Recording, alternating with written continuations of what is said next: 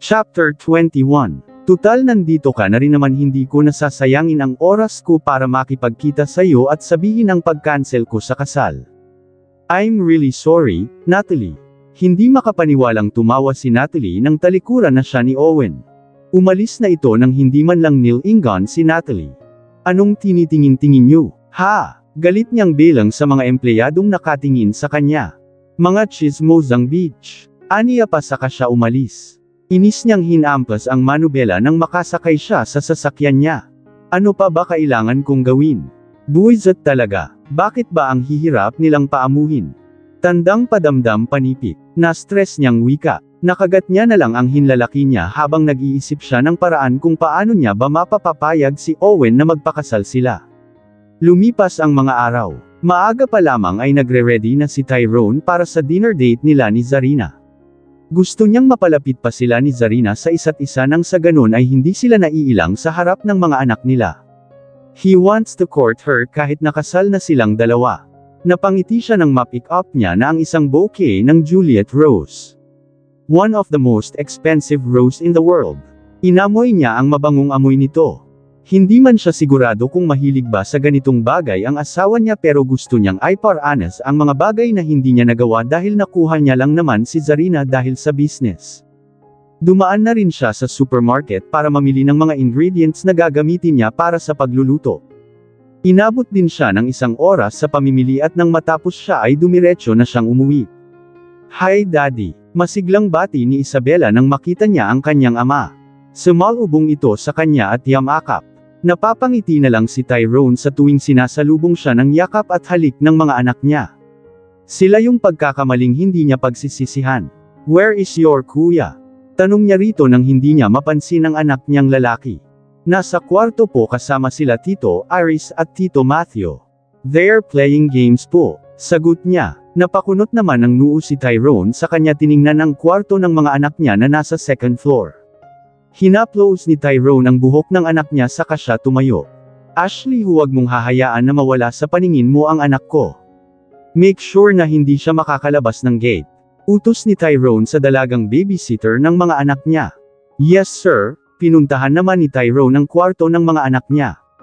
Dahan-dahan niyang binuksan ang pintuan dahil nasa hagdan pa lang siya, rinig niya na ang ingay ng mga kaibigan niya at ang tawa ng anak niya. Pagbukas niya ng pintuan ay hindi siya napansin ng mga ito dahil lahat sila ay nakatutok ang atensyon sa paglalaro nila. Kailan pa nagkaroon ng computer ang kwarto ng mga anak niya at PS5? Napapahilot na lang si Tyrone sa sentido niya sa kanya nilapitan ang extension kung saan nakasaksak ang wire ng mga computer sa kanya, binunot yun kaya napatigil sa pagtawa ang tatlo. Sabay-sabay pa nilang nilingon ang kinaroroonan ng extension. Ngumiti naman ang dalawa niyang kaibigan. Hi Daddy, look, binilhan po ako ni Tito Iris at Tito Matthew ng computer games at PS5. Masaya pang saad ng anak niya. Proud namang ngumiti ang dalawa. Hindi ka naman siguro magagalit sa amin dahil nagustuhan naman ng anak mo ang regalo namin sa kanya, and don't worry, niregaluhan din namin ang prinsesa mo. Anas ni Iris. Gusto niyang pagbabatukan ng mga kaibigan niya pero hindi niya magawa dahil nakikita siya ng anak niya. 1 hour? I'll give you 1 hour to play. Iris, Matthew, my son is a kid. He's only 4 years old. May pagbabanta na sa tinig ni Tyrone at alam naman na ni Iris at Matthew ang gustong sabihin ng kaibigan nila.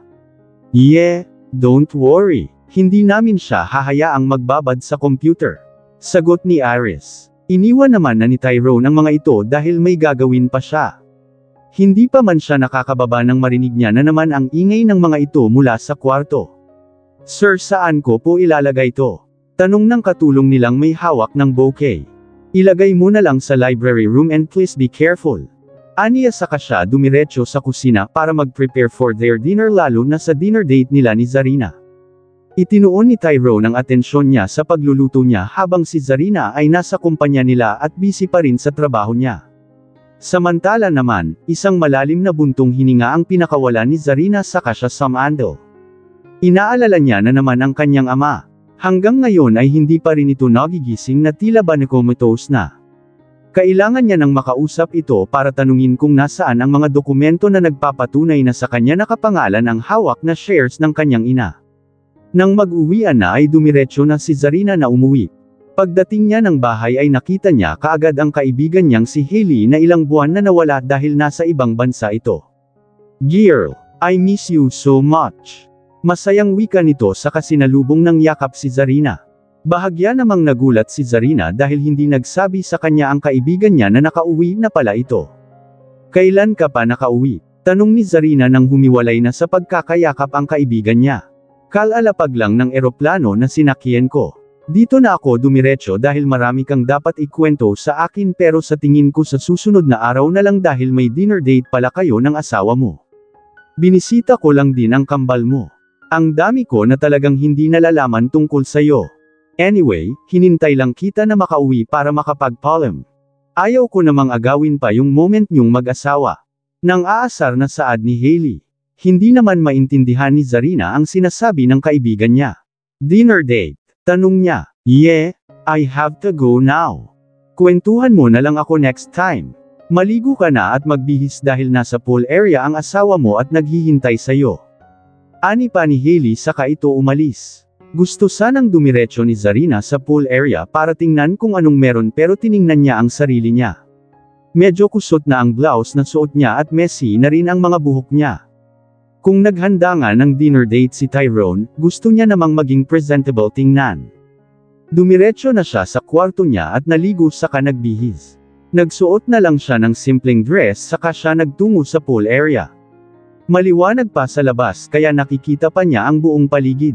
Napangiti siya nang makita niya si Tyrone na naghihintay sa kanya habang may hawak-hawak na bouquet. Papalapit na siya kay Tyrone nang may tumawag sa cellphone niya. Tiningnan niya kung sino ito pero hindi nakarehistro ang number. Sinagot pa rin niya kahit na hindi niya kilala. "Who is this?" tanong niya habang naglalakad pa rin papalapit kay Tyrone. "Si Riza po ito, Ma'am Zarina. Pasensya na po sa abala pero may isinulat po kasi si Mama." "May kilala po ba kayong Natalia ang pangalan?" Napahinto sa paglalakad si Zarina sa narinig. Kailan niya sinulat? "Is she okay now? Pwede na ba siyang makausap?" Sunod-sunod niyang tanong.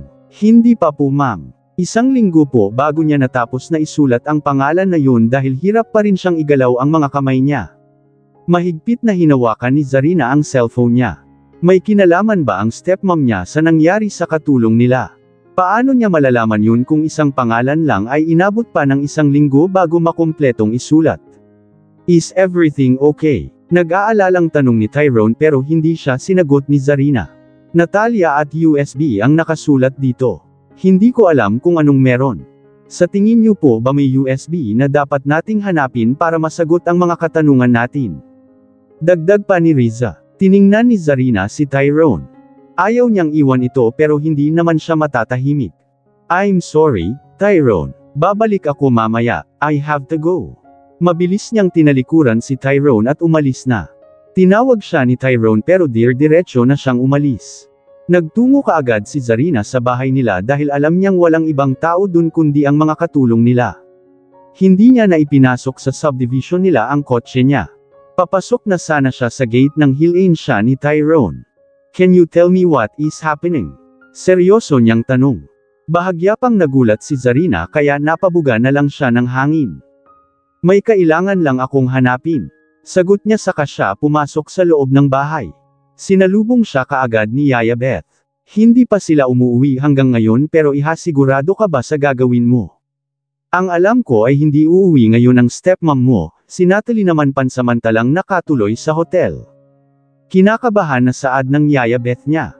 Habang nasa biyahe si Zarina ay kinausap niya na kaagad sa cellphone ang Yaya Beth niya. "Bukas na ba yung pintuan ng kwarto nila?" "Oo, pinabuksan ko na kanina. Bilasan mo lang iha. Ang alam ko naman ay hindi siya uuwi ngayon." Ani pa ni Yaya Beth. Dumiretso na si Zarina sa kwarto ng kanyang ama at ni Natalia. Isa-isang binuksan ni Zarina ang mga drawer at cabinet para maghanap ng mga USB. Nagbabaka sakali siyang may kailangan silang malaman na nasa USB. Ibinabalik din kaagad ni Zarina sa pwesto ang mga nagugulo niya para hindi manghinala si Natalia na may pumasok sa kwarto nila. Naghihintay lang naman sa sala si Yaya Beth habang nasa labas si Tyrone. Nang mapansin ni Tyrone na may paparating na sasakyan ay mabilis siyang umalis sa tapat ng gate at nagparking sa iba. Nang makita ni Yaya Beth na dumating si Natalia ay pinagpawisan siya ng malamig. Hindi niya alam kung anong uunahin niya. Kung pupuntahan niya ba si Zarina para sabihan ito o sasalubungin si Natalia. Sa sobrang taranta niya ay hindi na nakagalaw si Yaya Beth sa pwesto niya. Ma'am, akala ko po ay hindi kayo uuwi ngayon. Hindi kami nakapagluto ng kakainin nyo. Natatarantang saad ni Yaya Beth saka siya tumingin sa kwarto ng mga ito dahil nandun pa si Zarina. Nanginginig na ang mga kamay niya at hindi alam ang gagawin. Natatakot siya para kay Zarina. Magluto ka na. I'm tired, hindi ako magbabantay sa hospital. Ani nito at diretsyong naglakad paakyat ng hagdan. Mabilis namang hamarang si Beth para pigilan ito pero hindi niya naman alam kung paano pa makakalabas si Zarina. Sino pong kasama ni Sir Dun ngayon? Tanong niya kaya napakunot ng noo si Natalia sa pagharang sa kanya ni Beth. Ano pa bang pakialam mo? Umalis ka nga sa harapan ko. Masungit na wika ni Natalia sa kanya binangga si Beth. Napapakamot na lang si Beth sa ulo niya. Ma'am Natalia. Malakas na tawag ni Beth kaya kunot noo siyang nilingan ni Natalia. What?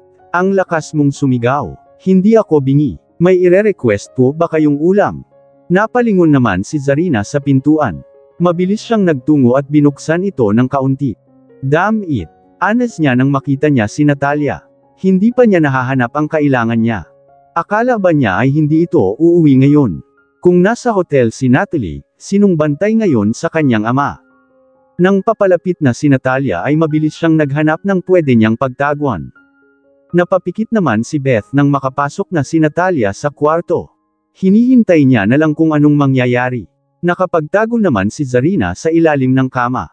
Rinig niya ang pagbagsak ng bag ni Natalia sa kama. Mula sa ilalim ng kama ay nakasunod lang paningin niya sa mga paa ni Natalia. Pabalik-balik na naglalakad si Beth sa sala habang nakatingin siya sa kwarto ng mag-asawa. Sigurado naman siyang nakapagtago si Zarina dahil wala pa rin siyang naririnig na ingay sa loob. Ang iniisip niya ay kung paano makakalabas si Zarina. Gusto sanang pumasok ni Tyrone pero nagdadalawang isip siya. Tila ba sinasabi ng isip niya na huwag siyang pumasok pero isang oras na ang nakalipas hanggang ngayon ay hindi pa rin lumalabas si Zarina. Nang makita naman ni Zarina na pumasok ng bathroom si Natalia ay dahan-dahan siyang lumabas sa pinagtataguan niya. Lalabas na sana siya nang makita niya ang bag ni Natalia. Nakabukas ito at may laman na medicine bottle. Nang marinig niya ang buhos ng shower ay mabilis niyang kinuha ang gamot sa bag at nagmamadali ng lumabas. Zarina, iha, bilis. Mabuti at nakapagtago ka. Hindi ka ba niya nakita? Nag-aalalang saad ni Beth. Hindi po, thank you Yaya. I have to go, nagmamadali ng lumabas si Zarina. Sinundan na lang ni Beth ng tingin si Zarina at nang makalabas ito ng gate ay saka siya nakahinga ng maluwag. Akala niya ay mahuhuli na sila. Siguradong mawawalan siya ng trabaho kapag nahuli sila. Hindi rin nila alam kung anong gagawin ni Natalia kay Zarina. Get in, ani ni Tyrone na kanina pa naghihintay kay Zarina. Nagtataka man si Zarina kung bakit nandito pa si Tyrone ay sumakay lang din siya. Ano bang ginawa mo dun? Kanina ka pa nandyan. Hindi ka ba nakita ni Tita Natalia? Hinihingal na tanong ni Zarina. What did you do? Umalis muna tayo rito. Ibaba mo ako sa gate dahil nakaparking yung kotse ko sa labas. Ipapakuha ko na lang sa sakyan mo. Ano ba kasing ginawa mo sa loob? Bakit parang tumatakas ka? Sunod-sunod pang tanong ni Tyrone sa kanya pinatakbo ang sasakyan nila. Habol-habol pa ni Zarina ang paghinga niya dahil abot din ang kabang naramdaman niya. Akala niya ay mahuhuli na siya. Noong umalis ako at ginabi ng uwi. Pinuntahan ko ang address ng dati naming katulong. Ipinadala ko siya sa hospital nagbabaka sakaling gumaling pa ang kalagayan niya. Tumawag sa akin yung anak ni Yaya Mila at isinulat niya sa papel ang pangalan ni Tita Natalia at ang salitang USB. Nagbaka sakali lang ako na baka may mahanap akong USB sa kwarto niya.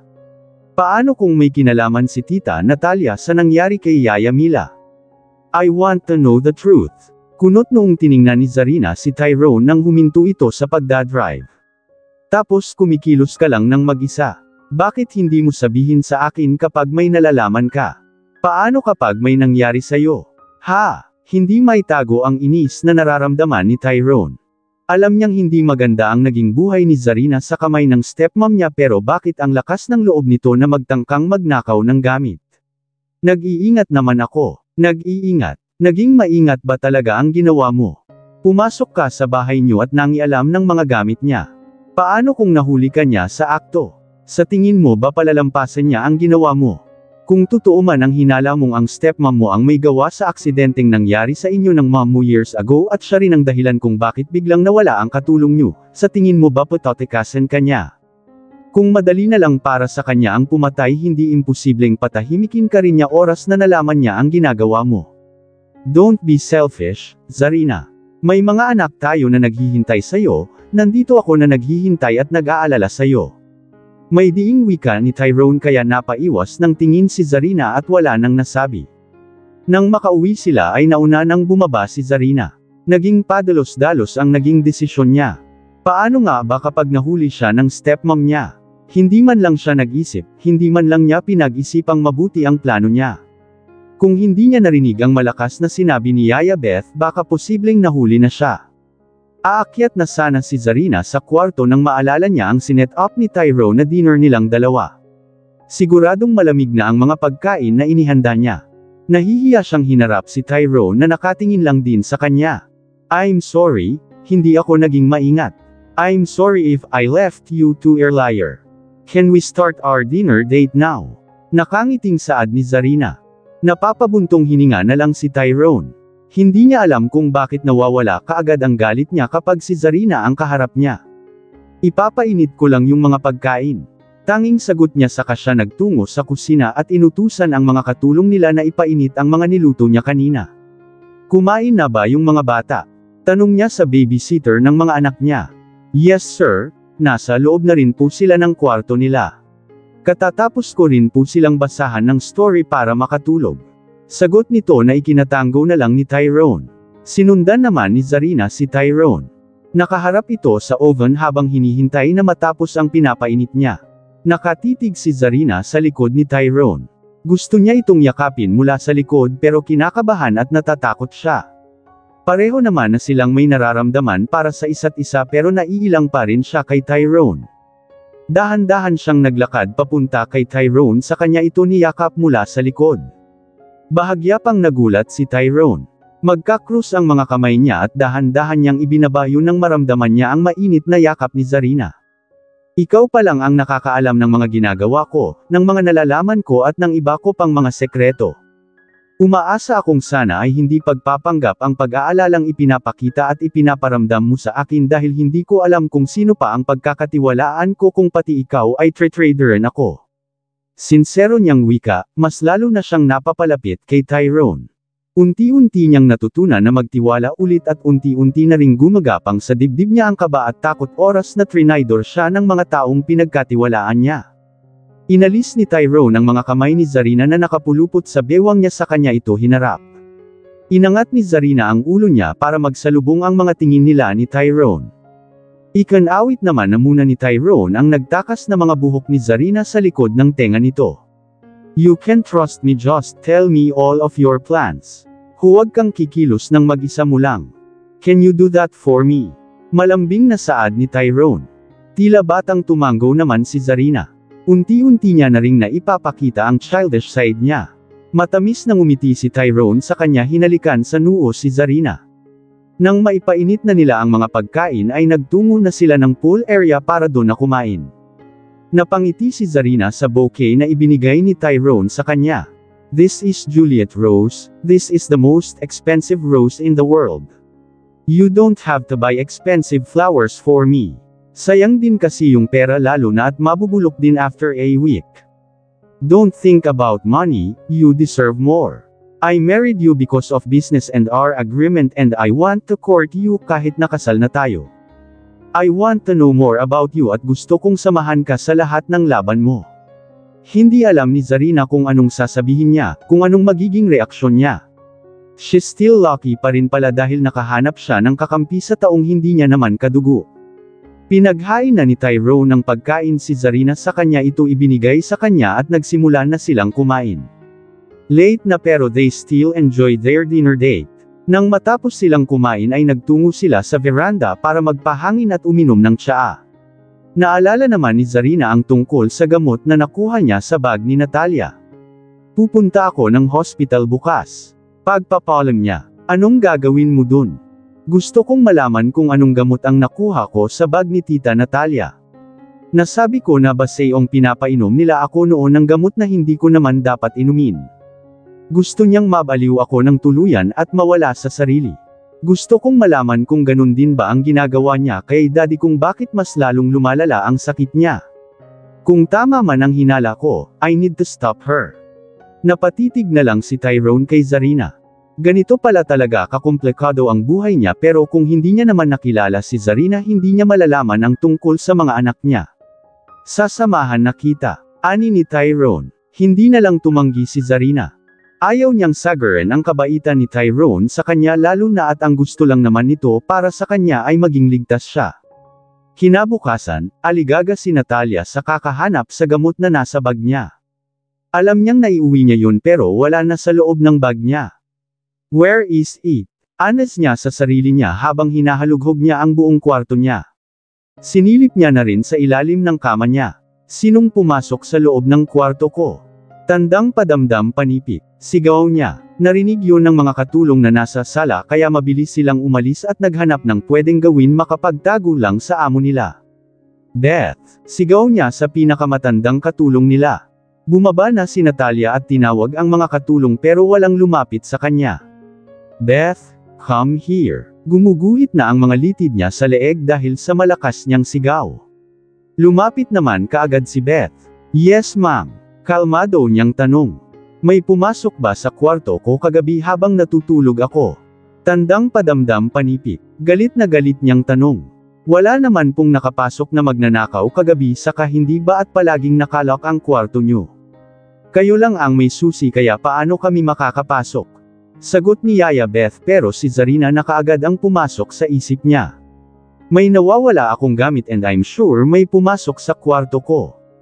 Ano bang gamit? Hindi naman nakasagot si Natalia dahil walang pwedeng makaalam na may itinatago siyang gamot. Inis siyang nagtungo sa CCTV room nila para malaman niya kung may pumasok ba sa room nila. Ipakita mo sa akin kung anong nangyari around 5 p.m. May diin niyang utos sa nagbabantay sa CCTV room. Naka-off ang lahat ng CCTV ma'am simula tanghali hanggang 5 p.m. kahapon dahil nag-maintenance kami. 6 p.m. na po ulit nabuksan. Sagot naman ng lalaki. Just open it. Sigaw ni Natalia. Ipinakita naman nila ang kuha ng CCTV. Kita ni Natalia ang pagpasok niya sa kwarto niya kahapon. Pinabilasan niya ang record nito hanggang kinabukasan pero wala siyang nakitang pumasok sa kwarto niya kaya inis siyang lumabas ng CCTV room. Kinindata naman ng lalaki si Yaya Beth dahil nag-awan na nila kaagad ng paraan kung sakali mang mag-review ng CCTV ang amo nila. Dainlit nila ang kuha ng CCTV kung saan kitang-kita si Zarina. Papunta na sana ng hospital si Zarina at Tyrone nang makatanggap ng tawag si Tyrone kaya sinagot na muna niya ito habang inilalabas niya ang sasakyan nila ni Zarina. Ngayon na, tanong ni Tyrone sa kausap niya. Napatingin si Tyrone kay Zarina. Nagdadalawang isip siya kung ilwan niya ba si Zarina para pumunta kaagad sa kumpanya nila. Napabuntong na lang siya dahil tila ba wala siyang magagawa. Okay, pupunta na ako. Sagot niya sa kanya ibinaba ang tawag. Sinong tumawag? Tanong ni Zarina. Sekretary ko. Maaga akong pinapapunta ni chairman sa kumpanya. Pwede bang sa susunod na lang tayo pumunta ng hospital? Hindi kita masasamahan ngayon. No, it's okay. Pumasok ka na, ako na lang ang pupunta. No, mabilis na pagtanggi ni Tyrone. Tatawagan ko na lang si chairman na mail late ako. Sasamahan na kita. Wala namang mangyayari sa akin. Don't worry, mag-iingat na ako sa lahat ng kilos ko. Huwag mong paghintayin si chairman. Siguradong hindi natin magugustuhan kapag siya ang nagalit. Nagdadalawang isip si Tyrone kung papayagan niya ba si Zarina o paghihintayin niya na lang si chairman. Matamis nang initian ni Zarina si Tyrone sa kanito hinaplos ang braso kaya napapabuntong hininga na lang si Tyrone. Okay, tawagan mo ako kaagad if something happened okay. I promise, sagot kaagad ni Zarina sa kanya hinalikan sa labi si Tyrone at Bernaba na ng sasakyan. Wala namang nagawa si Tyrone kundi ang iwan na si Zarina. Bumalik sa loob si Zarina para kunin ang susi ng sasakyan niya. Mag-isa niya na lang napupunta ng hospital para maipatingin ang gamot na hawak niya. Nang makarating siya sa hospital ay nagtungo na siya kaagad sa doktor na nakausap niya. Ibinigay niya kaagad ang bote ng gamot. Binasa kaagad ng doktor ang ingredients na nasa bote. Maayos naman ang ingredients pero hindi nila sigurado kung ano ba talagang nilalaman ng gamot. I test ko kaagad ang ingredients ng gamot and then I'll call you kapag okay na. Ani ng doktor, wala sanang makakaalam nito Doc. Ako lang ang pupunta rito para makuha yung result. Kung sakali mang may pumunta rito at sasabihin na inutusan ko siya, call me first. Tumanggo naman ang doktor sa kanya. Sure, no worries. Nang matapos ang pag-uusap nila ay umalis na rin kaagad si Zarina. Palingalinga rin siya sa paligid niya para siguraduhin na walang nakasunod sa kanya. Samantala naman, salubong ang mga kilay ni Tyrone habang kausap niya si Chairman. Ito lang ba ang gustong sabihin sa kanya ni Chairman? Alam kong kinakausap niyo lang ako ng dahil sa mga anak ko. Binibigyan niyo ako ng posisyon sa kumpanya ng dahil sa mga bata, ganun ba, Chairman? Hindi ko magawang sumunod sa inyo, para sa inyo isa akong gagong walang alam sa pagpapatakbo ng kumpanya at ngayong may mga anak ako. Gusto niyo sila naman ang kontrolin niyo. Pilit na kinakalma ni Tyrone ang sarili niya para hindi sila magsigawan ni Chairman sa loob ng office nito. Blanko lang naman ang tingin ni Chairman kay Tyrone. Yun ba ang iniisip mo? I just want to be with them. I'm sorry, Chairman, pero hindi ako pumapayag sa gusto mo. Sa bahay ko titira ang mga anak ko. Diretsyong sagot ni Tyrone. Gusto ni Chairman na kunin ang mga bata at patirahin ang mga ito sa mansion. Nagpakawala ng malalim na buntong hininga si Chairman pero nanatiling seryoso ang mukha niya. Alam mo ang kaya kong gawin, Tyrone. I will give you a choice. Sasama kayo ni Zarina para tumira sa mansion o ang mga bata lang ang kukunin ko. I don't care kung ayaw nilang mahiwalay sa mommy nila. Sa una lang naman sila mahihirapan na mag-adjust. Hilaw na lang na natawa si Tyrone saka siya napahilot sa noo niya. Seryoso niyang tiningnan si Chairman pero mas seryoso ito at siguradong gagawin niya ang lahat ng sinabi niya. Choose, I will give you 3 days to think at kapag hindi ko pa nakuha ang sagot mo, ay papasundo ko na ang mga bata. Tinalikuran na ni Chairman si Tyrone. Nakaupo ito sa swivel chair niya pero inikat niya ito. Kahit ano yatang gawin at sabihin ni Tyrone ay walang pakikinggan si Chairman. Napabuga siya ng hangin. I'll talk to Zarina first. Iyon na lang ang nasabi niya saka siya lumabas ng office ni Chairman. Paglabas niya ay nakasalubong niya pa si Owen na kunot noong tiningnan siya. Ang aga mo naman yatang bumisita kay Chairman. Blankong saad ni Owen. Mariing ipinikit ni Tyrone ang mga mata niya. Ang balita niya ay nakatira si Owen sa mansion at kapag lumipat sila dun siguradong araw-araw niyang makikita ang kinaiinisan niyang pagmumukha. Sinusubukan ba ni Chairman na pag-ayusin silang dalawa? Umaasa pa rin ba si Chairman na magkakaroon sila ng magandang relasyon? Hindi na lang sumagot si Tyrone at nilampasan na lang si Owen. Gusto niya ng matahimik at payapang buhay kasama ang pamilya niya pero mukhang hindi yun mangyayari lalo na kapag nagsama sila ni Owen sa iisang bahay. Ayaw niyang lumaki sa magulong paligid ang mga anak niya pero paano yun mangyayari kung makikita nilang hindi sila magkasundo ni Owen. Binisita ni Zarina ang kanyang ama sa hospital pagkatapos niyang idala ang gamot sa ibang hospital. Wala itong bantay, mahimbing pa rin itong natutulog. Ilang araw na ang nakalipas pero hindi pa rin siya nagigising. Akala ba niya ay hindi malala ang tama nito sa ulo pero bakit hindi pa rin ito nagigising? Ang aga mo yatang bumisita. Naiinip ka na ba sa paghihintay na magising siya? Hindi mo ba pwedeng pagpahingain muna ang daddy mo? Ani ni Natalia nang maabyutin niya si Zarina. Nanatili naman ang mga mata ni Zarina sa kanyang ama. Nakausap niyo na ba ang mga doktor? Bakit hindi pa rin siya nagigising hanggang ngayon? Tanong niya. Ibinaba naman ni Natalia ang mga pagkain na dala niya sa lamesa. Gusto mo na ba talagang makuha ang posisyon kaya ka nagmamadali na magising ang daddy mo? Hindi yon ang gusto kong mangyari. Nagtataka lang ako kung bakit hanggang ngayon hindi pa rin siya nagigising. Hindi ako nagmamadali na makuha ang posisyon dahil kahit hindi siya magising, Ako pa rin ang nag-iisang tagapagmana ng kumpanya. Matapang na wika ni Zarina na ikinangit-ngit ng mga ngipin ni Natalia. Ngumiti lang si Natalia para hindi ipahalata ang inis na nararamdaman niya. Natalie is your sister too, anak din ng daddy mo. Hindi lang ikaw ang nag-iisang Jimenez. Kalmadong sagot ni Natalia. Hinarap ni Zarina ang stepmom niya sa kanya itong initian. Kayang-kaya kong paalisan ang anak mo sa kumpanya. Ang shares ni mommy ay sa akin na nakapangalan bago pa man siya mawala. Hatiin man ni daddy ang hawak niyang shares para ibigay sa amin ni Natalie, hindi pa rin mapapantayan ni Natalie ang shares na meron ako.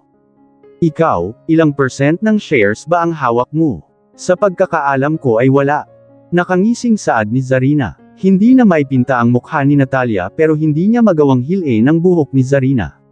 Malakas na ba ang loob mo niyan dahil nasa likod mo si Tyrone Fuentes? Sa tingin mo ba talaga mapapabagsak mo na ako? Kung sa tingin mo maipapakulong mo ako nagkakamali ka. Hanggang ngayon pa rin ba ay pinagbibintangan mo akong pumatay sa mami mo? Yun ba ang dahilan kung bakit kinausap mo ulit si Chief Romero? Napaigting ang panga ni Zarina. Pinasusundan ba siya ng stepmom niya o hanggang ngayon ay nasa station pa rin ang kontak nitong pulis? Iniwas ni Zarina ang paningin niya. Kinamusta ko lang siya at kung wala ka namang kinakaman sa nangyari kay mommy, bakit ka matatakot sa ginagawa ko diba? Nakataas ang kilay niyang saad kaya napataas na lang din ang kilay si Natalia. Iniisip naman ni Natalia kung may kinalaman ba si Zarina sa nawawalang gamot sa bag niya. Tiningnan niya ang bag ni Zarina sa kanya iyon biglang inagaw. What are you doing? Kunot noong tanong ni Zarina. Napaawang na lang ang labi niya nang itaob ni Natalia ang bag niya dahilan para matapan ang mga laman nito sa sahig. Nabasag ang iba niyang mga make-up dahil iyon lang naman ang laman ng bag niya at wallet. Walang nakitang gamot si Natalia kaya bahagya siyang nahiya sa ginawa niya. Ano bang hinahanap mo? Kailangan mo bang sirain ang mga gamit ko? Inis na saad ni Zarina. Patapon na ibinalik ni Natalia ang bag ni Zarina. Mabuti na lamang at mabilis na hawakan ito ni Zarina. Hilaw na lang siyang natawa dahil walang balak ang stepmom niya na ibalik sa bag niya ang mga gamit na nakakalat na sa sahig ngayon. Iniisip mo bang pinagnakawan kita? Ano bang inaasahan mong makikita mo sa bag ko? Nothing, kung wala ka nang gagawin dito umalis ka na. Napapailing na lang si Zarina. Lumuhad na siya at isa-isang pinulot ang mga gamit niya. Nabasag na ang face powder niya kaya hindi niya na pinulot ang nagkalat na powder sa sahig. Nang mapulot niya lahat ay saka siya umalis. Minsan pa niyang nilingan ang kwarto ng kanyang ama. Posible bang pinasusundan niya ako? Mahina niyang usual sa sarili niya.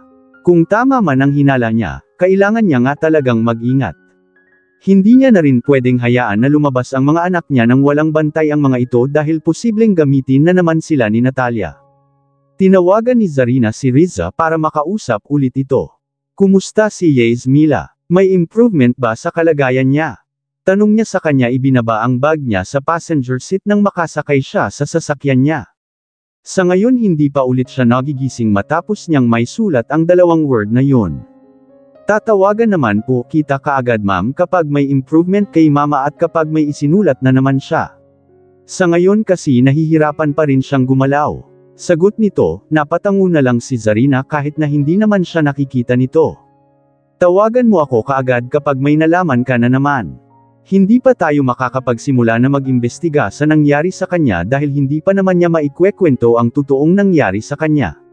Sa ngayon, kalusugan muna niya ang unahin natin. Yes ma'am, matapos ang pag-uusap nilang yon ay ibinaba na ni Zarina ang tawag saka siya dumiretso sa kumpanya nila. Kunot noong nakatingin sa cellphone niya si Owen. Iniisip niya kung bakit nag-message sa kanya si Zarina. Nakikipagkita ito sa hotel. Ano bang sasabihin ni Zarina para sa hotel pa ito makipagkita? Nagtungo si Owen sa kumpanya ng mga Jimenez. Hinanap niya si Zarina pero wala ito.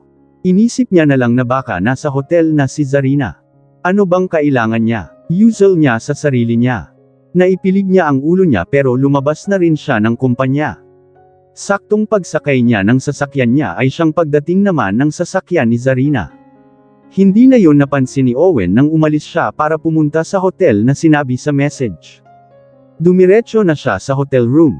Binuksan niya ito at hindi naman nakalock. Sumalubong sa kanya ang kakaibang amoy pero inisip niyang perfume yun for room. Zarina. Tawag niya sa pangalan ni Zarina. Inilibot niya ang paningin niya sa sala pero wala siyang makitang tao kaya napapakunot na lang siya ng noo. Kinuha niya ang cellphone niya para sana tawagan si Zarina pero nararamdaman niya na ang hilo. Napahawak siya sa sentido niya. Lingid sa kaalaman niya na ang tila pabangong naaamoy niya ay isang pangpatulog. Naupo si Owen sa sofa dahil pakiramdam niya umiikot na ang pakiramdam niya. Binuksan niya na rin ang butones ng polo niya dahil tila ba ang init kahit naramdam niya ang malamig na temperatura ng kwarto.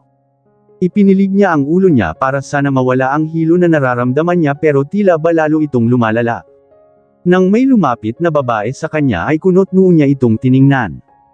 Zarina. Honest niya kahit na medyo malabo ang paningin niya. What is happening? Why are we here? At anong meron sa amoy ng room para mahilo ako? I know there is something wrong. Aniya pa pero hindi sumagot ang babaeng nasa harapan niya bagkus ay hinalikan siya nito sa labi.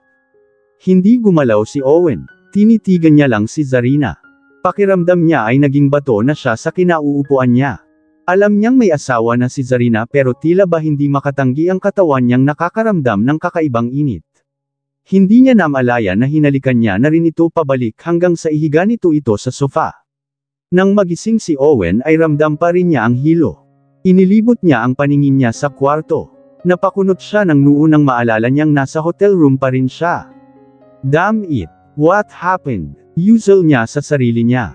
Pinilit niyang inisip kung anong nangyari sa kanya. Nang maalala niyang si Zarina ang nakita niya at humulik sa kanya mabilis siyang lumingon sa tabi niya. Kita niya ang babaeng tulog pa rin pero hindi niya makita ang mukha nito dahil nakatikip sa mukha nito ang kumot. Inangat ni Owen ang kumot na nakabalot sa kanya. Tulala niyang saad nang makita niyang wala siyang saplot. Bumaba na siya sa kama at pinulot na ang mga damit niya saka siya nagbihis. Nang matapos siya ay muli niyang tiningnan ang babaeng nakasiping niya. Tila ba hindi siya naniniwala na si Zarina ang nakita niya. Kung totoo mang si Zarina ang kasama siya rito. What happened to both of them? Kaya niyang saktan at galitin si Tyrone pero hindi siya gagamit ng ibang tao para gawin yun. Hindi niya nauulitin ang ginawa niya noong birthday ng lolo nila. Nakatitig pa rin siya rito, gusto niya nang umalis para hindi na siya maabyutan nito pero hindi niya maalis ang mga mata niya rito. Nang gumalaw ito ay naalis ang kumot na nakatikip sa mukha nito. Napaigting ang panga ni Owen nang malinaw niya nang nakikita kung sino ang nakasama niya sa kwarto. Naikuyom niya ang mga kamao niya. Bakit disappointed siya na hindi si Zarina ang kasama at katabi niya? Umungol si Natalie nang gumalaw ito. Tila ba pagod na pagod sa nangyari sa kanila ni Owen. Damn it!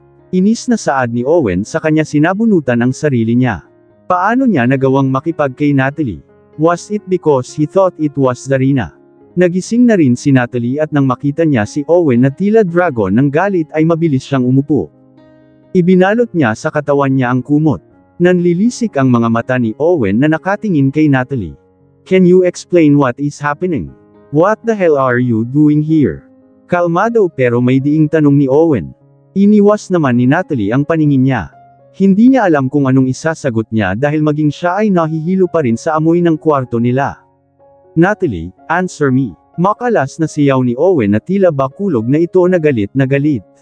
Nang inag ang buong kalamnan ni Natalie pero wala na siyang magawa dahil nangyari na, galit na sa kanya si Owen.